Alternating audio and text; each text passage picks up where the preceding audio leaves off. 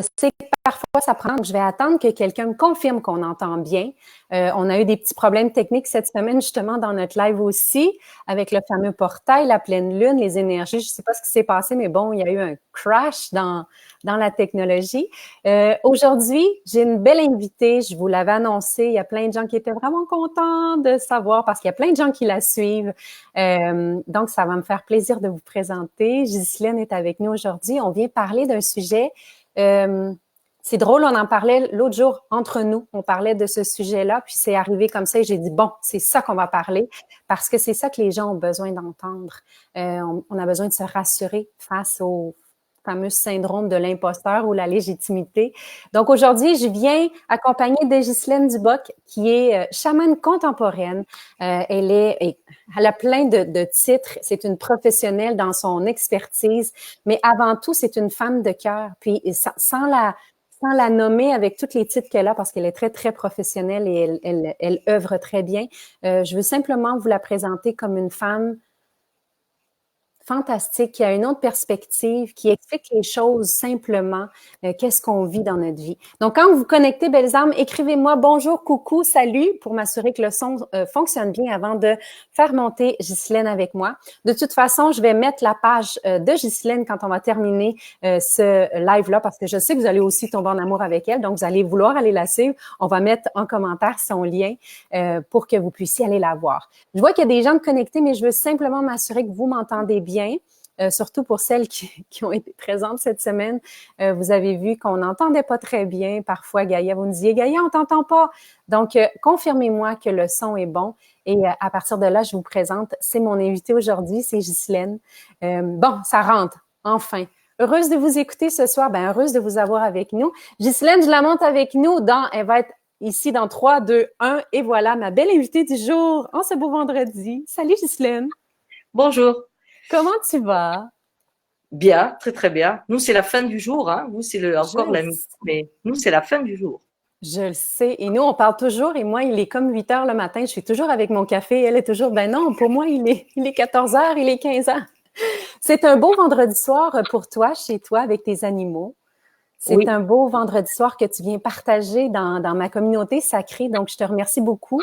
C'est un honneur de t'avoir ici avec nous. On avait hâte, hein? Tout le monde me Ouais. dit que ça fonctionne très bien, qu'on entend très bien. Donc, je suis contente de pouvoir vous présenter mon invité de cœur. J'invite toujours des gens qui vibrent vraiment. Et Ghislaine, ça fait longtemps. Ghislaine a vu des choses en moi que personne n'a jamais pu voir. Donc, pour moi, tout de suite, elle était dans ma famille. J'aimerais que tu te présentes un peu, Ghislaine, que tu nous dises un peu qui tu es.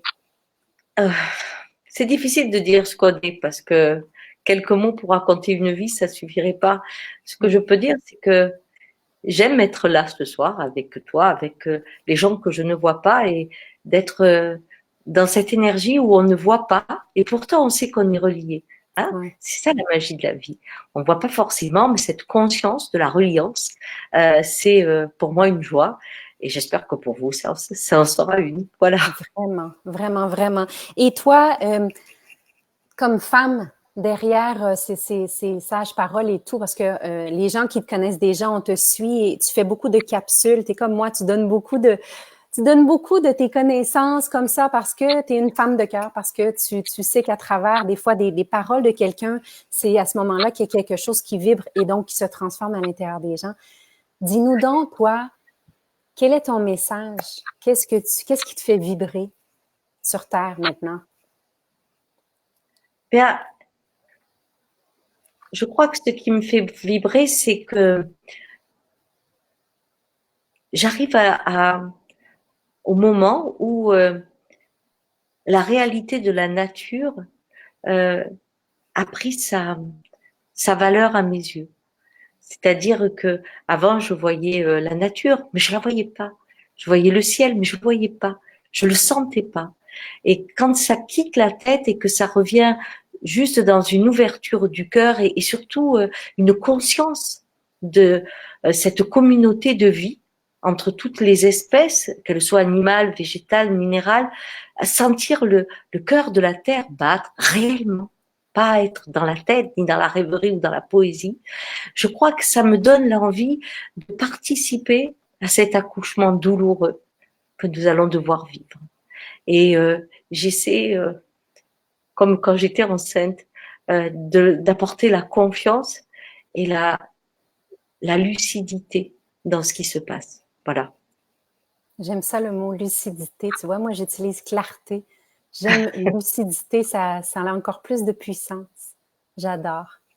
Tu es une belle personne qui accompagne les gens dans leur cheminement, dépendamment d'où ils en sont rendus. Tu utilises beaucoup le chamanisme dans tes outils, en fait. Comment on peut expliquer? Oui, c'est une sorte d'outil. Ça fait partie de toi. Oui, c'est-à-dire que le chamanisme aujourd'hui, c'est comment dire, une réalité horizontale, hein, ce qui veut rien dire d'ailleurs pour vous, mais on va le voir avec le thème, comme quoi c'est très important cette réalité horizontale. Et pour y accéder, il faut ouvrir ces perceptions qu'on a volontairement fermées pour accéder au monde occidental. Si vous voulez, on a été conditionné, on a eu un rituel, on a eu tout ce qu'il fallait pour pouvoir accéder à ce monde virtuel dans lequel on apprend, on fait des choses, on a découvert le monde à notre façon. Or, aujourd'hui, avec l'urgence d'une conscience plus large, il faut marier l'Indien et l'Occidental. Il faut absolument les marier. Et pour pouvoir faire ce mariage, il faut réouvrir ses sens. Alors, quand je fais des chemins chamaniques, c'est avant tout réouvrir. Je ne suis pas pour apprendre à quelqu'un qui ne voit pas comment est la mer, lui raconter des poésies. Non, ce qui m'intéresse, c'est qu'il retrouve la vue. Après, il fera ce qu'il veut avec la mer, parce que on est tous frères. Enfin, je veux dire, à la mer, on a envie de s'y jeter dedans, ou de construire un bateau, ou de plonger, ou de la regarder. Mais à chacun son histoire. Moi, ma route, c'est d'ouvrir. Une fois que les choses sont ouvertes, on sent que la vie, quand elle rentre, modifie la réalité naturellement. Ce que je comprends, c'est que l'expérience et la connaissance, alors que le blabla, c'est de l'information. Voilà. Et donc, j'essaie surtout d'amener à l'expérience. J'en ai des frissons, C'est quelque chose c'est quelque chose que c'est tellement vrai. J'ai pas d'autres mots pour dire. L'expérience et la connaissance, vraiment, vraiment.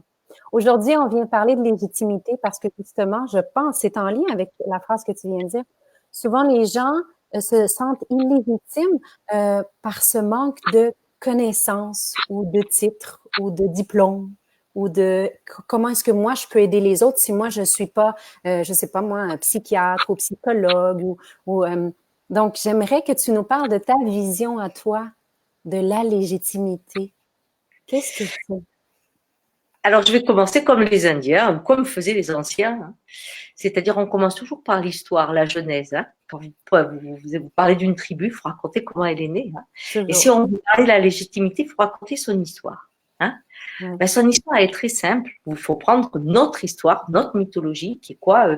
Le jardin de l'Éden, où vous avez Dieu qui crée son rêve comme un programmateur, il met tout. Puis à un moment, il a mis tout son programme, tout va très très bien. Et la dernière personne qu'il crée, ben, c'est la femme. D'accord? Et il pourrait garder ce tableau comme ça, mais il a envie de le mettre en mouvement. D'accord? Et à partir de là, il va se passer quelque chose d'étonnant, c'est qu'il va, comme un bon programmateur, faire symboliquement une rencontre entre le serpent et une pomme. Vous voyez, l'animal et le végétal. Hein, ils sont au même titre que n'importe quoi, parce que dans cet espace, tout est au même niveau. Et donc, l'animal et le végétal se réunissent et décident d'aller rencontrer l'humain, qui est Ève. Et Ève, en croquant la pomme, enfante quelque chose d'étonnant qui s'appelle la mort. Et en enfantant la mort, eh bien, ça crée le mouvement et ça crée ce qu'on va appeler la vie. Là, quand on est à ce stade-là, il y a deux façons de voir la suite. Il y a celle des Indiens où on enfante la vie, c'est-à-dire que l'immortalité est cette danse et on reste lié au serpent, à la pomme, on les adore comme nous parce qu'ils ont participé à notre naissance. Voilà. Et puis, il y a la vision occidentale qui va penser qu'on est des élus dans une chute, hein, donc on est dissocié de toutes les autres espèces et on se retrouve mis à l'écart du monde et au même niveau que le Créateur. Et donc à partir de là, cette mort devient une punition Ouais. créer une angoisse Ouais. qui va développer un cerveau pour amener une grande créativité afin de créer un monde où la mort disparaîtrait. Dans ce cadre, on se retrouve avec une verticalité. Dieu, les hommes et le monde. Vous avez créé la première hiérarchie. Et dans cette première hiérarchie qui va être exprimée à travers des religions, aujourd'hui à travers la religion de l'économie, on va retrouver des gens qui sont en haut, qu'on appelle les élus, et puis des couches différentes selon l'évolution des sociétés. Il y a des moments, juste avant des révolutions, vous avez les riches et les pauvres, puis pof, c'est trop, il y a un trop différent, donc ça explose, et sinon on fait 1, 2, 3. Bien, et dans cette religion qu'on a mis en place, il y a une phrase qui va avec la légitimité. Dieu t'a mis là. Là où tu es, Dieu t'a mis. Alors, si on prend une religion, je ne sais pas, pour l'hindouiste, etc., si vous êtes riche, c'est que dans d'autres vies, vous avez été beaucoup en souffrance et donc il vous récompense. Puis si vous êtes dans la Moïse, ben, ça veut dire que vous avez fait des bêtises avant et puis donc là, vous allez payer. Mais c'est une histoire de comptabilité. Hein. Donc, on a fait un truc comme ça et c'est assez fou parce que du coup, dès qu'on bouge d'une place, on se pose la question, est-ce que c'est bien ma place? Alors, vous allez me dire, mais je ne suis pas chrétien. Voilà, je ne suis pas chrétien, je ne suis pas ceci. Si. Et je vais vous donner des exemples simples. Vous êtes d'une famille peu aisée. Vous tombez amoureux d'une personne qui est très aisée. Je n'ai pas dit riche, très aisée. Et dans un milieu très éduqué. Et est-ce que vous me voyez toujours? Est-ce que ça s'est arrêté? Le fameux syndrome. Est-ce que ça s'est arrêté? Je ne te vois plus. Est-ce que tu as disparu? Oh là. Ça va? Oui. Je suis de retour. Oui. Bien. C'est passé, ça a coupé. C'est comme j'avais avisé. C'est la fameuse technologie. Donc, en fait, vous changez de milieu.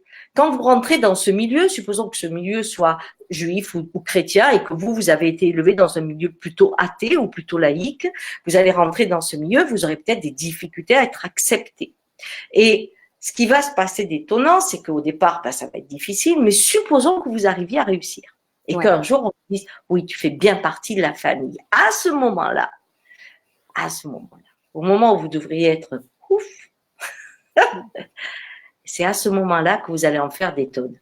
C'est-à-dire, si vous devez être une mère juive, vous allez être une mère très, très, très, très juive. Oui. Si vous devez faire des règles où il ne faut pas tenir ça, le petit doigt comme ça, etc., vous êtes pire que tout le monde pour bien montrer que vous appartenez. Et dès qu'il y aura un petit problème, vous aurez ce sentiment qu'il faut en faire plus. On a la même chose en amour. Si je vais avec un homme ou une femme, c'est vice-versa, que je trouve mieux que moi, je vais me demander, est-ce que je suis vraiment à ma place? Toujours cette échelle avec cette phrase. Dieu t'a mis là, tu ne bouges pas.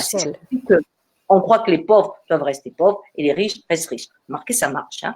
Mais c'est vraiment un problème terrible parce que quand vous réussissez, alors surtout faites ça. Quand vous allez réussir, c'est-à-dire que vous réussissez même dans votre travail, vous êtes félicité, vous avez quelque chose de super, on vous dit « Waouh, t'es génial !» Vous y êtes arrivé. Automatiquement, cette joie, il y a la petite voix de l'imposteur qui va dire oh, « Tu crois donc que je mérite, tu crois que c'est ça ?» Et clic, clic, clic, clic, clic, clic, vous allez en faire d'autres. Voilà. Et ça vient de cette verticalité. C'est tout bête, c'est tout simple. Et je crois que dès qu'on commence, il y a deux personnes, deux groupes d'individus dans le monde qui n'ont aucun problème avec la légitimité. 2 seulement. Le premier groupe qui n'a aucun problème avec la légitimité, c'est les tribus indiennes. Oui. Tout simplement parce qu'ils sont dans la terre et qu'il n'y a pas de verticalité. Ils sont légitimement la création du monde. Ouais. Voilà. Verticalité, donc ils sont légitimes de fait. Ils sont enfants de la terre. Bien. Ouais. Et les gens qui sont depuis plusieurs générations très, très riches, qui, eux, la première de leur richesse, c'est qu'ils ne se posent pas la question, ils sont des élus au-dessus du monde. Et ils ne sont plus en contact avec l'argent, ils ne sont plus en contact avec la terre que vous connaissez. Voilà, ça n'a rien à... Mais surtout, il leur arriverait n'importe quoi, où qu'ils soient quand ils marchent, ils sont légitimes. Et vous voyez, je vais même plus loin. Ils sont légitimes. Prenons Rothschild est légitime. Par contre, Celui qui a fait Facebook ou Amazon n'est pas légitime. Et Non. c'est le drame de notre monde. Vous savez pourquoi? Parce qu'il fait la même chose que l'histoire de la famille que je vous ai dit. C'est que quand ils sont arrivés riches, il faut qu'ils prouvent à ceux qui le sont depuis des générations qu'ils sont encore plus capables d'être riches pour l'éternité. C'est pour ça que nous, on pille le monde. Vous voyez? C'est une toute petite échelle. On a les Indiens et les très riches d'un côté qui n'ont pas de problème de légitimité. Tous les autres. Ouais.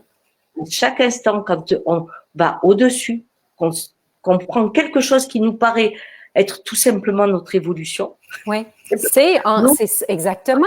C'est notre évolution naturelle. Bien sûr. C'est comme si la fleur disait, mon Dieu, je suis un bouton, est-ce que tu crois que je dois être la fleur? Oui. Oui, tout à fait. Ah, j'en ai des frissons, je te jure, parce que c'est tellement vrai. On commence dans notre éveil spirituel et on se dit, ouais, mais moi, je suis pas éveillée comme toi, ou je suis pas. Il y a toujours quelque chose où on se sent jamais assez. Oui. Et tu as raison parce que, en fait, ce qui a été aussi ensuite fondateur de l'homme pour toujours son angoisse de mort, c'est que à ce moment-là, il a fallu élever. C'est-à-dire, l'homme, pour sortir de la condition animale, doit élever l'esprit. Donc, c'est l'esprit qui fait penser le cœur et pas le cœur qui ouvre l'esprit. Donc, automatiquement, s'élever, même quand on parle de spiritualité, on est toujours dans des systèmes d'élévation. Souvent, les gens me disent « Oh, je voudrais atteindre l'éveil ». Je lui dis « Ben, bonne mère, moi, c'est le réveil, ça suffirait. Quoi. Hein, avec un bon réveil, on découvrirait qu'il y a de la terre qui va mal et on serait un peu plus heureux. Voilà. L'éveil, c'est là où on n'y est plus sur terre. Bon. L'éveil, c'est une autre étape. Et si on écoute les bouddhistes, les femmes ne peuvent pas avoir l'éveil. Et c'est pour ça qu'il y a une nonne remarquable, dont je ne me souviens plus le nom, mais vous pouvez la retrouver, qui a fait pleurer le Dalai Lama, quand même, en disant, faisait le vœu de se réincarner en femme jusqu'à l'éveil. Et ça, c'est le côté. Là, une femme, légitimement, ne peut pas être Voilà. Donc, c'est ça qui est quand même très intéressant. Parce que si je vais plus loin que ça, pourquoi les femmes, on ne les met pas dans la légitimité d'être des papes, d'être les plus hauts? Pourquoi c'est toujours des hommes? Oui. Bien, reprenons le début de l'histoire, parce qu'elle est très symbolique. Si la femme, quand elle prend ce quartier de pommes qui a été donné par le serpent et la pomme, donc elle réunit les deux énergies et qu'elle les porte en elle, elle donne la vie parce elle donne naissance à la mort. Mais si la femme, si votre féminin rencontrait l'éveil, eh ben, le Créateur se réveillerait parce que le monde serait terminé. Voilà, tout à fait. Ça, on en a parlé l'autre jour, toi et moi, et c'est tellement puissant. C'est le dernier stage, c'est trop fort. C'est trop fort, c'est trop fort. Puis c'est quelque chose que, en fait, c'est juste de revoir les choses avec une autre perspective. C'est de revoir l'histoire, c'est de revoir, comme tu dis, parce que les connaissances se transmettent chez l'Indien, en chamanisme, à travers les légendes et les histoires et qu'est-ce qui est arrivé. C'est à partir de là qu'on peut arriver à comprendre. Mais aujourd'hui, on cache la vérité, on cache qu'est-ce qui arrive, on cache qui on est, on dévoile pas ça. Donc, c'est difficile de se sentir légitime parfois si on ne connaît pas l'histoire aussi. Est-ce que tu es d'accord avec moi?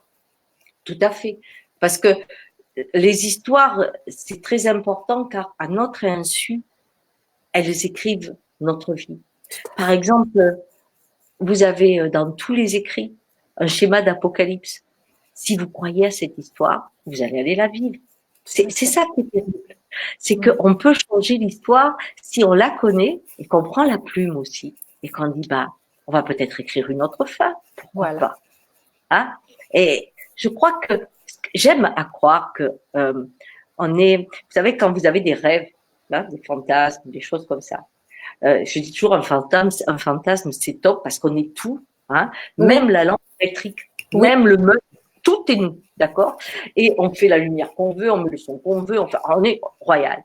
Et nos rêves aussi, c'est pareil, c'est nous. Et quand on étudie les rêves, quand on les laisse venir, eh bien, on se rend compte qu'ils nous parlent. Toujours. Et j'aime à croire que nous sommes le rêve du Créateur et qu'on lui parle avec notre façon d'agir. C'est pour ça que même si ce qui nous attend va être sûrement difficile, parce que mes yeux souvent pleurent d'images que je vois, il faut pas avoir peur des volcans. Ils sont juste avant la verte prairie. Faut pas l'oublier. Hein. Oui, oui, oui. Mais bon, ça va pas être facile. Et c'est pour ça que le cœur, l'humain, cette façon de battre avec le monde permet de traverser le chaos en restant dans l'amour et dans l'humanité, plutôt que de se fermer et vivre dans la terreur. Voilà. Le grand défi aujourd'hui, c'est de quitter la peur pour faire naître vraiment ce qu'est l'humanité. C'est ça, le grand défi. Exactement. C'est ça que je peux faire. J'en profite pour faire une parenthèse pour les gens qui sont là, qui nous écoutent. Puis, vous le savez, j'avais déjà annoncé, vous le savez déjà, mais il y a un petit extra. Quand je vais aller en Europe, on organise avec Ghislaine un super bel événement et elle vient de mentionner un peu justement la peur, le chaos. Comment arriver à transformer ça? On va avoir une belle activité organisée pour vous. Dans les alentours de Paris. Je peux pas vous donner trop de détails en ce moment, mais ça s'en vient. Et la sagesse de Ghislaine pour parler de ce sujet-là. Et moi qui viens du Canada, qui va arriver, il y a un mélange qui se fait, mais croyez-nous, il y a quelque chose ici qui fonctionne fantastiquement bien entre nos deux enseignements où on va parler du chaos. Comment transformer cette peur-là. J'ai une question pour toi. Chacun vit le chaos. Hein, exactement. Exactement. Et Dieu sait que toi et moi, on en a vécu chacune à notre manière et on en a même vécu ensemble, mais ça, on en reparlera dans une autre occasion. Ghislaine, on parle de légitimité et je sais qu'il y en a beaucoup qui souffrent justement de ce syndrome de l'imposteur et qui s'empêchent de vivre, de faire, d'agir à cause de cette fameuse légitimité. Qu'est-ce que tu leur donnerais comme conseil à ces gens-là? Eh bien, un imposteur, c'est quelqu'un qui n'est pas à sa place. C'est simple. Donc, je ressens cet sentiment d'imposture quand je crois que c'est, si vous voulez, vous avez un personnage social que vous créez et vous le rendez de plus en plus performant.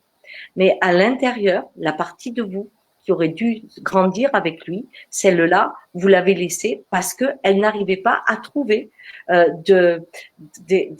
comment dire, d'être acquiescée par les autres, par vos parents, quand vous commenciez à dire, je ne sais pas si vous êtes quelqu'un qui riait très fort, qui courait très fort, etc., alors qu'on est une famille très intello, il ne faut pas bouger, etc., supposons, eh bien, quand vous faisiez ça, vous aviez la mine grise de la famille qui vous disait tiens-toi, tiens-toi, tiens-toi, tiens-toi. Bon, à force de vous tenir, cette partie-là, elle est partie tout au fond. Mais vous avez développé celle qui se tient.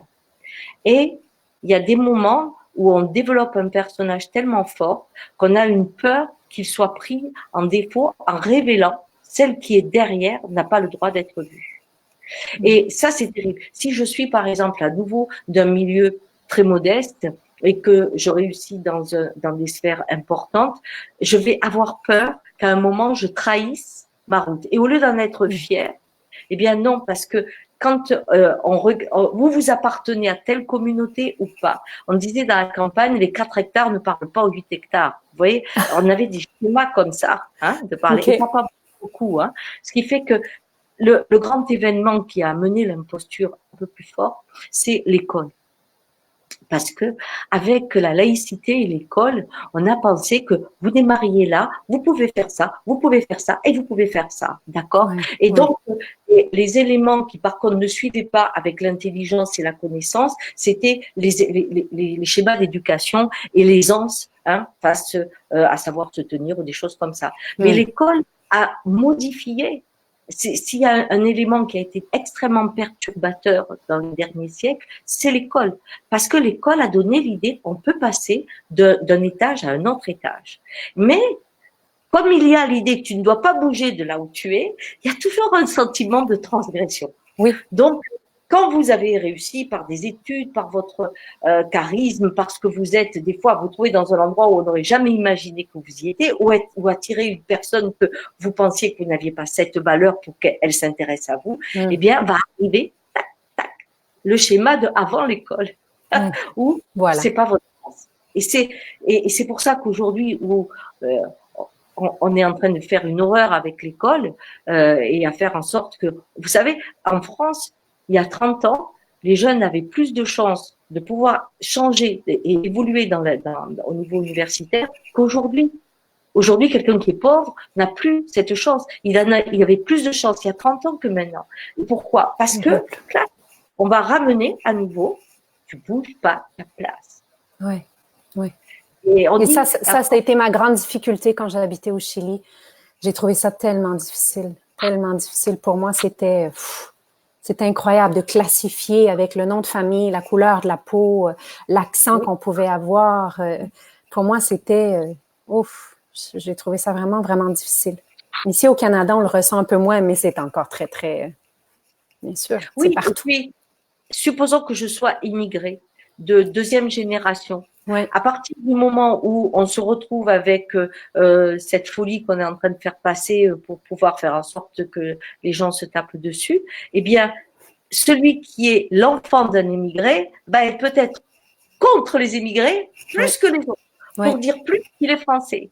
Et par exemple, si on est pauvre aux États-Unis, vous aviez une classe qui était pauvre, mais qui s'en sortait, et puis il y avait les immigrés mexicains qui, bon, eux, ils ramaient, les Noirs, ils ramaient, ça allait, bon, eux, les Américains, ils vivaient, les autres, ils survivaient, d'accord? Mais aujourd'hui, l'Américain est au même niveau que ceux qui étaient pauvres, à ce moment-là, pour ne pas être un imposteur, pour rester un Américain, il faut qu'il tape sur les autres pour refaire la hiérarchie. Exactement. Comme les moyens ne font plus la hiérarchie, on se retrouve avec ça. Et c'est ça qui est un vrai problème, c'est que cette hiérarchie, elle est écrite dans la tête. Alors, imaginez-vous que les Indiens, c'est l'horizontale. Il n'y a pas de hiérarchie. Merci. C'est quand même... C'est la voie, hein, aujourd'hui. C'est la voie. Merci, merci. Je dis souvent, pour celles qui sont dans ma communauté, we are one. On est un. On est tous pareils. Et il faut arrêter de voir qu'il y a des gens, oui, il y a des gens qui ont plus de connaissances, d'expérience, surtout. Donc, ils vont nous amener dans une direction. Mais la direction, c'est pas, comme dit Ghislaine, c'est pas vertical. C'est horizontal. Donc, j'ai besoin de plus de connaissances pour comprendre quelque chose. Je vais aller te voir, mais je vais pas aller te voir, je vais aller te voir. C'est essayer de changer la perspective pour les gens qui sont visuels. Là. Je parle beaucoup avec mes mains, puis je vous montre parce que il y a des gens qui nous écoutent, ça rentre et ça vibre, mais il y en a d'autres qui ont besoin de voir. C'est d'arrêter de toujours voir qu'il y a des gens qui sont meilleurs, mais bien de voir qu'il y a des gens qui sont à nos côtés. Ça fait toute la différence. Un changement de perspective. En couple, quand on peut être à côté, c'est super. Voilà. Alors que dès qu'on dit protège-moi, on est en train de créer une verticalité. On demande à l'autre de faire ce que nous, on ne s'autorise pas, ou on ne se sent pas légitime. Par exemple, les hommes avaient le droit de tuer, pas les femmes. Oui. Et on les formait pour qu'ils tuent, les pauvres. Mais c'est quand même ça. Et quand on dit défends-moi, je veux un homme qui me défende.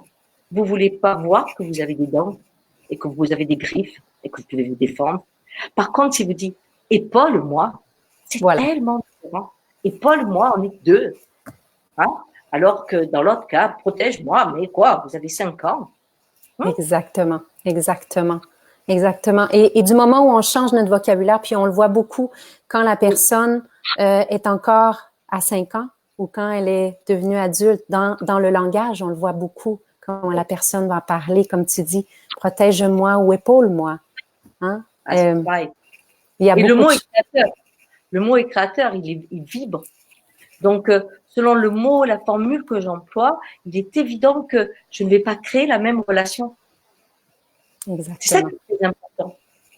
Ghislaine et moi, pour celles qui ont pu peut-être s'en rendre compte, on est des expertes en PNL. On adore. Je dis experte dans le sens que, encore une fois, c'est parce qu'on l'applique dans notre vie beaucoup et on a changé complètement. On a retravaillé dans notre cerveau pour transformer nos manières de parler, nos manières de voir les choses et ça, c'est quelque chose qui nous fait vibrer les deux. Et bon, le chamanisme aussi, on a beaucoup de choses en commun. Et c'est pour ça qu'on va se rejoindre. Pour les gens qui se sont joints à nous il y a pas longtemps, on va vous créer quelque chose. On va co-créer quelque chose avec vous qui allez venir pour un événement justement pour parler du chaos et la peur et comment transformer ça vraiment pour avoir une autre perspective.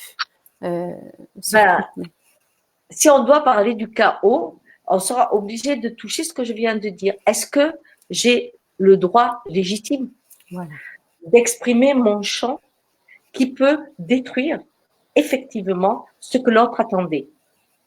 Ma parole, ce que je suis, peut, quand il s'exprime, être la destructeur du foyer. Quand je dois dire « je te quitte », j'attends pas de lui créer une vie épouvantable pour qu'il se barre. Non, je dis « je te quitte ». Je vais créer le chaos.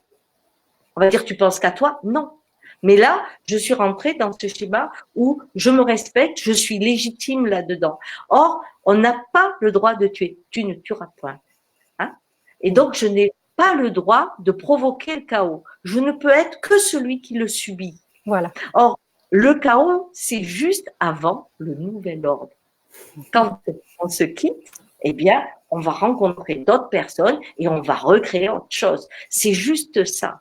On a besoin du chaos pour rencontrer un nouvel ordre. Et être celui qui le provoque, c'est être juste celui qui danse. C'est pas méchant, voilà. Mais ça peut faire du mal. Oui. Oui, ça peut faire du mal. Par contre, il faut se rappeler qu'on vient vivre cette vie. Nous, on vient expérimenter nous. Et c'est nous avant. Si moi je suis bien, les gens autour de moi le sont aussi. J'attire les bonnes personnes, Donc on peut en discuter encore. C'est pour ça notre événement va durer une journée parce qu'on va avoir tellement de choses à discuter. Et à pratiquer. Parce que quand on parle de concept, dans le schéma indien, ce qu'on fait est intéressant, mais ce qui est important, c'est de le vivre. Exactement. C'est-à-dire de regarder quel est votre processus de verticalité, par exemple, et qu'est-ce qui s'effondrerait si vous enjambiez un autre espace, hein? Oui. Quel chaos vous oseriez provoquer. Et vous savez, ça peut être des chaos de fou. Je vois par exemple, quand on a dans un couple quelqu'un qui est dépressif, hein, et l'autre qui est un sauveur. Ouais. Ça marche en principe très bien. Et le sauveur, très malin, très souvent, découvre le thérapeute qu'il faut pour le dépressif. Il est top 50. Juste là, ça va très très bien. Et puis, le dépressif trouve un bon thérapeute qui, lui, le fait aller mieux. Là, vous avez le sauveur qui va mal. Parce que la danse fait que lui ne peut être que sauveur. Et l'autre ne peut être que tu restes à ta place. Voilà. Ça. Dans les couples, souvent, c'est quand l'un évolue et que l'autre, tu dois rester à ta place. Mais la place, c'est la mort si on reste à sa place. La vie est une danse. C'est un mouvement. Tout bouge. Il n'y a que nous qui décidons des choses fixes. Ça n'existe pas. Surtout nos pensées. Surtout nos pensées sont souvent fixes. Ah, je pensais comme ça, donc moi je suis comme ça. Je pense comme ça, donc je suis. Non, les pensées peuvent changer. On peut changer. C'est un mouvement. On est des êtres évolutifs.